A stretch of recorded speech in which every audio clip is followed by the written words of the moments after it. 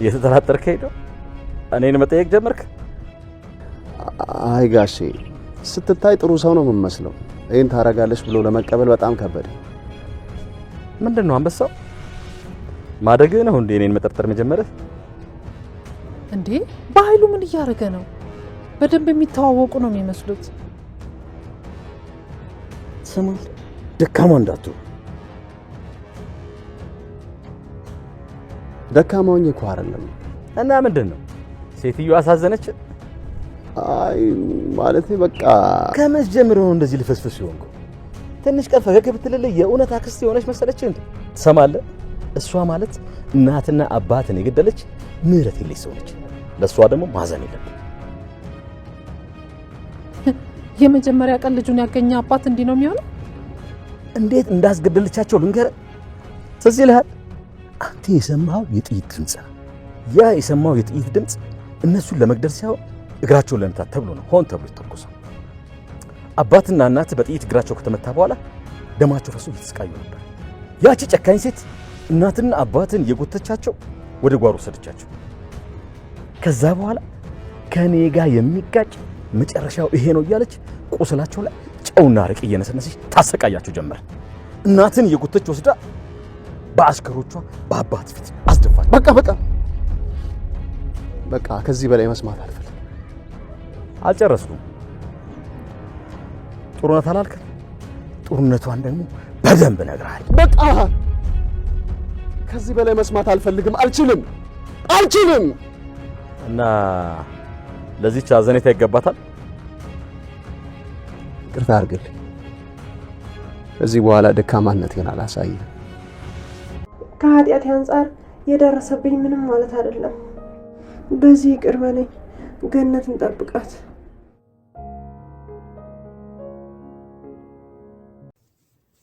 ሰላም ወደ ቻናሌ ቤተሰቦች እንዴት ናችሁልኝ? አደራ ድራማ በአደራ ድራማ በክፍል 85 ላይ እንግዲህ ብዙ ነገሮች እየተፈጠሩ ነው። ሳሚ ከብሌን ጋር ተጣልቷል። እንግዲህ ሳሚ ብሌንን ያፈቅራታል። በሌላ በኩል ደግሞ የእሷ ፍቅረኛ ዳግም አለ። በሁለቱ መካከል እንግዲህ ትልቅ ጦርነት ተከፍቶ ነበረ። ለዚህ ነገር መነሻው ደግሞ ብሌን ናት። ወደ ሳሚ እየወላወለች ነበረ። የዳግምን አንዳንድ ስህተቶችን እየቆጠረች እንግዲህ ወደ ሳሚ መሳብ ጀምራ ነበረ። በግልጽ ሁኔታ እንግዲህ ያደረገችለትን ቀለበት ሳይቀር አውጥታ ጥላ ነፃነቷን አውጃለች። እሱ ደግሞ እንግዲህ ተስፋ ባለመቁረጥ የሳሚን የቀድሞውን ማንነቱን መጥፎ ማንነቱን እያስታወሰ እሱ ላንቺ አይሆንሽም፣ ነገር ግን ደግሞ እንዳፈቀርሽው አውቃለሁ በሚል እንግዲህ እልህ ተጋብተው እሷም ወደ ሳሚ ብዙ ነገሩ እንግዲህ ሳሚ የሳባት ነበረ። በችግሯ ጊዜ የሚገኝላት ሳሚ ነው፣ የሚጠብቃት ሳሚ ሆነ። ያኛው ከፍቅረኝነት ከስም ውጪ ምንም እያደረገላት አይደለም። እንዳንድ ፍቅረኛ ሊጠብቃት በተለይ ደግሞ ከባህሉ ማለት ነው። ባህሉ ብዙ ጊዜ እንግዲህ እሷን ይዝትባታል። ባገኘው አጋጣሚም ደግሞ ሊጎዳት ሞክሮ ያውቃልና በዛ ሁሉ እንግዲህ እሱ እንደው በቦታው እንኳ ቢኖር ዝም ብሎ ሲመለከት ነበር የምናየው። በዚህ የተነሳ ብሌን ወደ ሳሚ ልትሳብ ትችላለች። ይህ ነገር እንግዲህ ትልቅ ጦርነት በመካከላቸው አስነስቶ ነበረ። በሌላ በኩል ደግሞ ዮሐንስ የአቶ በኃይሉ ልጅ ነኝ በማለት ሰላም ቤት ከገባ ለጥፋት ማለት ነው እንግዲህ ሰላምንና በአካባቢዋ ያሉ ሰዎችን አንደኛዋ ብሌን ናት፣ ሌላኛው ደግሞ ሳሚን እነሱን ለማጥቃት ወደዛ ቤት ከገባ ሰንበትበት ብሏል። ታዲያ እንግዲህ የበኃይሉን ማንነት ጠንቅቆ የሚያውቀው ሳሚ የልጁን አመጣጥ በፍጹም ይሄ ዮሐንስ የአቶ በኃይሉ ልጅ ሊሆን አይችልም፣ በኃይሉ በድጋሚ ወጥመድ ውስጥ እያስገባች ነው፣ ሰላም ተጠንቀቂ ቢላትም ሰላም እንደምታውቁት ትንሽ የዋህ ብጤ ናት፣ ወይም ደግሞ የዋህነቷ ጥሩ ነው። ነገር ግን ደግሞ ሰዎች በተደጋጋሚ የሚጎዱን ከሆነ ልንጠነቀቅ ይገባል። የእሷ ደግሞ በጣም ይባሰ ነው። እያየች ራሱ አለማመኗ በጣም ነው የሚያስገርመኝ። እንግዲህ በኃይሉ በድጋሚ ወጥመድ ውስጥ አስገብቷታል እና እንግዲህ የበኃይሉ ቅድ ልጁንም ተጠቅመው ሲጨርስ ልጁንም መግደል ነው የሚፈልገው። በነገራችን ላይ ዮሐንስን ማለት ነው። ምክንያቱም የጊዜ ጉዳይ ነው እንጂ እውነት እንደሚወጣ ያውቃል። እውነቱ ከወጣ ደግሞ የዮሐንስ እናትና አባት ገዳይ ራሱ በኃይሉ እንደሆነ ይደርስበታል። በዛ ላይ ዮሐንስ አሁን ላይ በጣም ተጠራጣሪ ሆኗል። እንደ በፊቱ በኃይሉ ያለውን ነገር ሁሉ እየተቀበለ የሚተገብር ሳይሆን ለምን እያለ ወደ ውስጡ የሚጠይቅ ሰው ሆኗል። ታዲያ እንግዲህ በባለፈው ክፍል ላይ ካያችሁ አቶ በኃይሉ የጆን አባት ነኝ ማለት አባቴ በኃይሉ ነው ብሎ ከመጣ በኋላ ሰላም ለሱ ስትል በኃይሉን ይቅርታ አድርጋለት ወደ ቤት እንዲመጣ አድርገው ነበረ። እናም ሳሚ ደግሞ ካሜራ አጥምዶ ትተዋቸው ወጥተው ነበረ። ነገር ግን በመሀል እንግዲህ እንዴት አድርጎ ወጥመድ ውስጥ እንዳስገባቸውና እንዴት እየተወኑ እንደሆነ ሲያወሩ ድንገት ዮሐንስ ቀና ሲል ሳሚ ያስቀመጠውን ስልክ ያየዋል። ስልኩ ካሜራ ደቅኖባቸው ነበረ በድብቅ። ነገር ግን ዮሐንስ አየው። እናም እንግዲህ ያወሩትን ደልቶ እንደ አዲስ ነበረ አዲስ ሪካርድ ያደረጉት። እናም እንግዲህ የእነሱን እንዳወቁባቸው ወይም ደግሞ እየተከታተሏቸው እንደሆነ ስላወቁ ልክ እንደማይተዋወቁ እንደ አባትና ልጁ ነው እንደገና ማውራት ይጀምራሉ። ሪካርዱ ላይም የተገኘው ይሄ ነው። የሳሚ እቅድ እንግዲህ ተበላሽቶበታል።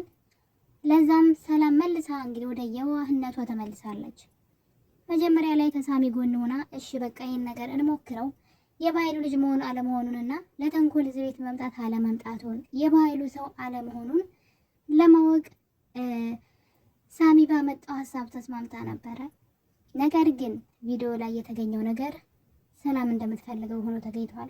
እሱም ልጁ ትክክለኛ የበኃይሉ ልጅ እንደሆነና ከበኃይሉ ጋር ለመጀመሪያ ጊዜ እየተገናኙ እንደሆነ የሚያሳይ ቪዲዮ ነው የተገኘውና ያ ደግሞ የሆነው እንግዲህ እየቀረጸ የነበረውን ስልክ ስላዩትና እየተቀረጸውን ስለደለቱት ነው እንጂ መጀመሪያ ላይ እንዴት አድርገው ድራማ እየሰሩ እንደሆነና እንዴት እንዳጃጃሏቸው እንደተሳካላቸው እያወሩ ያፌዙ ነበርና እንግዲህ ሳሚ ነገር አልተዋጠለትም።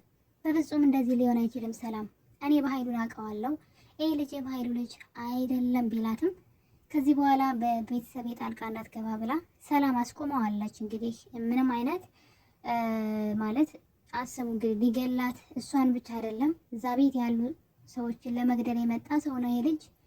ነገር ግን እያስመሰለ ሰላም ፊት የበኃይሉ ልጅ እንደሆነ እየተናገረ አንጀቷን እየበላ እንግዲህ እሷ ግን ከትላንት ከዛ በፊት የተደረገባትን በኃይሉ ምን ያክል ተንኮል እንዳደረገባት እንደሰራባት እያወቀች ለምን ነገሮች እንደማትጠራጠር በተለይ ደግሞ ልጁ የመጣው በበኃይሉ በኩል መሆኑ በጣም ነው የሚያስገርመው። ብዙ ተንኮሎችን መስራት የሚችለው በኃይሉ የክፋት ጥግን ማድረግ የሚችለው በኃይሉ ከቤት ካባረረችው በኋላ ዓይንህን ላፈር ወንድሜ አይደለህም ካለችው በኋላ በዛ አጣብቂኝ ውስጥ ሆና ነው እንግዲህ ሌላ ደግሞ ልጅ ነኝ ብሎ የመጣው ይሄ ሰውና ልትጠራጠር ይገባ ነበር። ብዙ ነገር ህይወቷ ላይ ቤቷ ላይ በበኃይሉ የተነሳ እንደተፈጠረ ታውቃለች። ነገር ግን አሁንም መልሳ ወደዛው ሄዳለች። ልጁም እንግዲህ አሳምኗታል። ሰላምም ሳሚን ከዚህ በኋላ እነሱ እንዳይከታተል እንዲያቆም ነግረዋለች። ይሄ ነገር በዚህ እያለ እንግዲህ በኃይሉ ከቤት ከወጡ በኋላ እንግዲህ ሰላም ድንገት ተከትላቸው ስለነበረ ራቅ ብላ ያየቻቸው ነበረ። አቶ በኃይሉና ዮሐንስ በጣም ሲያወሩና እንደሚተዋወቁ ሰው ሆነው ተቀራርበው ሲያወሩ ሰላም እነዚህ ሰዎች ግን የምር በደንብ የሚተዋወቁ እኮ ነው የሚመስሉት እንዴት ነው ነገሩ ብላ ግራ ተጋብታ ያየቻቸው ነበረ። ነገር ግን አትጠራጠርም ሰላም ችግሯ ይሄ ነው እንግዲህ። ታዲያ በኃይሉ እንግዲህ አሁንም ዮሐንስን ጥላቻን እየነገረው ይገኛል። በኃይሉ የነገረው ነገር ልክ እንዳልሆነ ዮሐንስ እየጠረጠረ ይገኛል። በተለይ ደግሞ ሳሚ ቤተሰቦችን ገሏል የሚለው ነገር ቆም ብሎ ሲያስበው እየተዋጠለት አይደለም። እንዴት ነው ሳሚ በእኔ እድሜ ያለ ሰው የዛሬ 19 ዓመት እናትና አባቴን ሊገል የሚችለው በምን ሂሳብ ነው የሚለው ነገር ይሄ ነገር በኃይሉ ዋሽቶኛን እንዴ የሚል ጥርጣሬ ውስጥ ገብቷል። ምክንያቱም ብሌንን ሊገላት በተደጋጋሚ ሞክሮ ነበረ። ብሌንን ለመግደል እንግዲህ አንድ ጥያቄ ራሱ አንስቶላት ነበረ። አንዲት በጣም ንጹህ እርግብ አለች፣ ወፍ አለች እና ቤተሰቦችሽ በጣም ታመው ያቺ ወፍ ብታስፈልጋቸው ትገሊያታለሽ ወይ ብሎ ጥያቄ ያነሳላታል። ጥያቄው በጣም ከባድ ነው። በቦታው በሆን ምን ላድርግ እንደምችል አላውቅም። ነገር ግን ቤተሰቦችን ለማዳን ስል አዎ ልሰዋት እችላለሁ ብለው ነበር፣ ወይም ደግሞ ልገላት እችላለሁ መድኃኒት ከሆነች ብለው ነበርና ስለዚህ እኔም አንቺ ልሰዋሻለሁ ብለው ቢላውን ሲያነሳ ነው ሰላምና ሳሚ የደረሱላት። ብሌን ሊገላት ወይም ደግሞ የሆነ ነገር ሊያደርጋት እንደሆነ ጠርጥራለች ልጁን። እና እንግዲህ ይሄ ነገር በዚህ እያለ ነው ዮሐንስ መጠራጠር የጀመረው። ቆይ እንዴት ነው እንደዚህ ሊሆን የሚችለው? እንዴት ነው ሳሚን ቤተሰቦች ሊገል የሚችለው? የበኃይሉ ትልቁ ስህተትና ራሱ ላይ ሸምቀቆውን ያጠበቀው መቼ ነው? ሳሚ ነው የእናትና አባት ገዳይ፣ አስገዳይዋ ደግሞ እህቴ ናት ብሎ የተናገረ ቀን ነው በኃይሉ ህይወቱ የተበላሸው። በእርግጠኝነት ዮሐንስ ይህን እውነት ያወቀ ቀን በኃይሉን ከነነፍሱ ነው እሳት ውስጥ የሚጨምረው ማለት ነው። ልጁ በጣም አንደኛ እናትና አባትን ያክል ገለውበት፣ ከዛ ደግሞ እሱ መጥፎ ሰው እንዲሆንና ለሰዎች እንዳይራራ ክፉ ሰው እንዲሆን ለወንጀሉ መጠቀሚያ እንዲሆን አድርጎ ነው ያሳደገው። እነዚህ ነገሮች ሁሉ ተጠራቅመው ለበኃይሉ የሚራራ አንጀት አይኖረውም እውነቱን የደረሰበት ቀን። በኃይሉ ደግሞ ሲሳሳት እንግዲህ ሳሚ ነው የቤተሰቦች ገዳይ ብሎ የማይወጣው ችግር ውስጥ ገብቷል። በእርግጠኝነት ይሄ ልጅ ቆም ብሎ ማሰብ ሲጀምር ስለ ሳሚ የኔ አኩያ ሆኖ እኔ በዛ ሰዓት አራስ ልጅ ነበርኩ። ሳሚም ታዲያ እንዴት ነው የኔን ቤተሰቦች ሊገል የሚችለው? እንዴት ነው በኃይሉ እንደዚህ ሊዋሸኝ የሚችለው የሚለው ነገር ሲነሳ እንግዲህ አሳ ጎርጓሪ ዘንዶ ያወጣል እንደሚባለው የራሱ የቤተሰቦቹ ገዳይ በኃይሉ እንደሆነ ሊደርስበት ይችላል። በኃይሉም ይሄ ነገር እንደሚሆን ግን ያውቃል። የሆነ ጊዜ እውነት ወጥቶ ያወቀ ቀን እንዴት አድርጎ ሊገለው እንደሚችል እንዴት አድርጎ እሳት ውስጥ ሊጨምረው እንደሚችል ስላወቀ መጀመሪያ ሳሚንና ብሌንን ያስወግድልኝ እንጂ ከዛ እሱንም እገለዋለሁ እያለ እየፎከረበት ነው። ስራውን ከሰራልኝ በኋላ አስገድለዋለሁ ብሎ ለሱም ወጥመድ አዘጋጅቶለታል። ዮሐንስ ሰላም ቤት ቆይታ በነበረው ጊዜ የሰላምን መልካም ልብና መልካምነትን እያየ ስለነበረ ለበኃይሉ እንግዲህ ቆይ ግን እንዴት ነው እህትህ ቤተሰቦችን ልታስገድል የቻለችው? በጣም እኮ መልካምና ሩሩ ሴት ናት ቢለውም መስሎ ነው። ከመቼ ጀምሮ ነው አንተ ለእኔ ጥያቄ ማንሳት የጀመርከው? የምልህን ብቻ ለምንድን ነው የማታደርገው? ለምንድን ነው የምትጠራጠረው? እኔ ዋሻን ብለህ እንዴት ለእኔ መልስ ትሰጣለህ? ብሎ ሀሳብ እንዳያነሳበትም ሲከለክለው ነበርና ሰላም ጨካኝ ሰው ናት። አንተ ብቻ ካደረክ ደግሞ የብቻ እንዳትገላቸው፣ እሱ ለአንተም ለእኔም ወንጀለኛ ተብለን እንያዛለን። አንተ ማድረግ ያለብህ ሶስቱም አንድ ቤት እንዳሉ ቤቱን ቆልፈ በጋዛ እንድደው ነው ያለው። ያ ማለት ሶስቱንም አንዴ እንዲያስወግድለት ነው። ያው እንግዲህ አንድ ሰው ብሌንን ከገደለ ሌሎቹ ሲጠነቀቁ እሱ በህግ ይያዛል። የአቶ በኃይሉ ሀሳብ አይሳካም ማለት ነው። የሰላምን ንብረት ሙሉ ለሙሉ ለመውሰድ ሁሉም ሰው መሞት እንዳለባቸው ነው የሚያስበውና ጆን ታዲያ እንግዲህ ይህን ነገር ማድረግ በጣም ከብዶታል። በኃይሉንም ማጠራጠር ስለጀመረ በዚህ መሀል አንድ ነገር ተፈጠረ።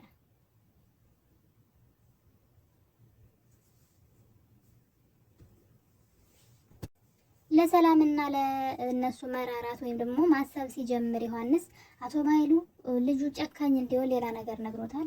ሰላም እኮ ቤተሰቦችን ግድል አይደለም ያደረገቻቸው፣ እግራቸውን በጥይት ከመታች በኋላ ላዩ ላይ ጨውና አረቂ እየጨመረች ቁስላቸው ላይ እንዲሰቃዩ አድርጋለች። ዝም ብለህ እንዳታልፈው ይሄንን በማለት ጭካኔን በተደጋጋሚ እየነገረ እንግዲህ ልጁን የክፋት ወጥመድ ውስጥ ለማስገባት እየሞከረ ነው። በእርግጠኝነት ግን አይሳካለትም። የበኃይሉ ማብቂያ እንደውም ራሱ ክፋትን እያስተማረ ያሳደገው ዮሐንስ የእሱ መጥፊያው ይመስለኛል። እንግዲህ ለጊዜውም ቢሆን ግን ሰላምን እንዴት አድርጎ ቤተሰቦቹን አሰቃይታ እንደገደለች እንዴት አድርጎ አሰቃይቶ እንደሚገላት እያሰበ ይገኛል። በሌላ በኩል ደግሞ እንግዲህ ሳሚ ዛሬ ትልቅ ስህተት ሰርቷል። እሱም እንግዲህ በባለፈው ክፍል ላይ የሳሚ ልጅ እንዳለው ብሌን አውቃ ነበረ።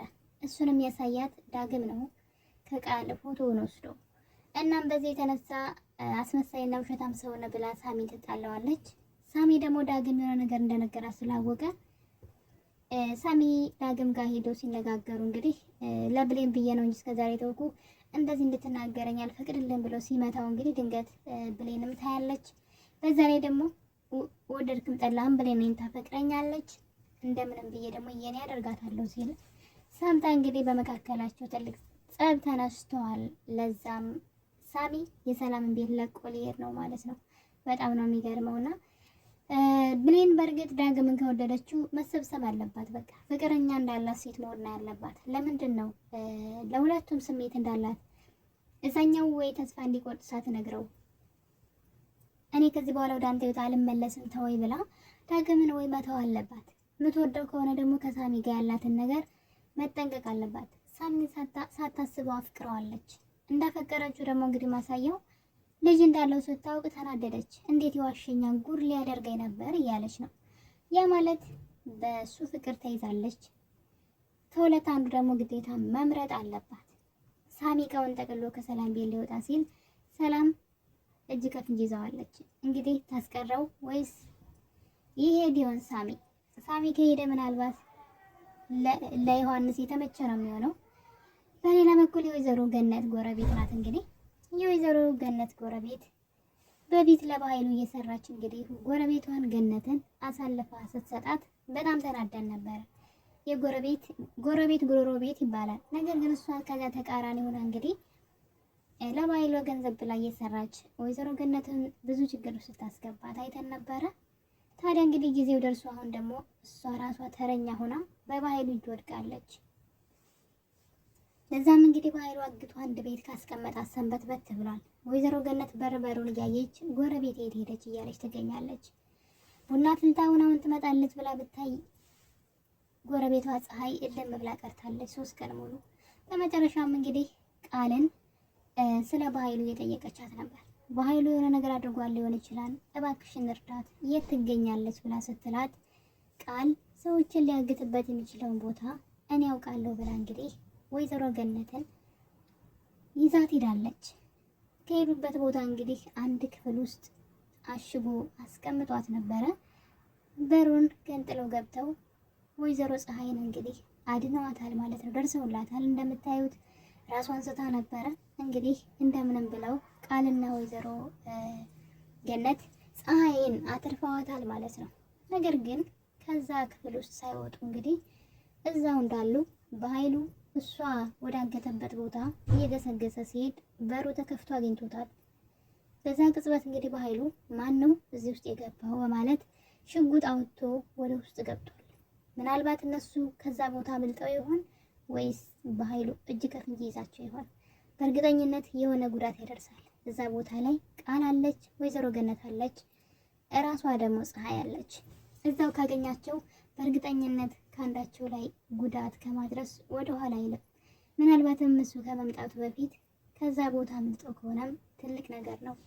ውድ ቤተሰቦች አጓጊና ልብ አንጠልጣይ የቤተሰብ ድራማ የሆነው አደራ ድራማ አሁን ላይ እንግዲህ ዮሐንስ ሰላም በፍጹም የቤተሰቦች ገዳይ አትሆንም የሚል ጥርጣሬ ውስጥ እየገባ ነው። ምናልባትም ዙሮ ከዚህ በኋላ ራሱ በኃይሉ ሊጠረጥረው ይችላል የሚል ግምት አለኝ። እናንተስ በዚህ ዙሪያ ምን ትላላችሁ? ሀሳብ አስተያየታችሁን ኮሜንት ላይ አስቀምጡልኝ። ይህ ቪዲዮ ስትጀምሩ ደግሞ ላይክ፣ ሼር አድርጉልኝ። ስለነበረን ቆይታ አመሰግናለሁ። ባይ ባይ።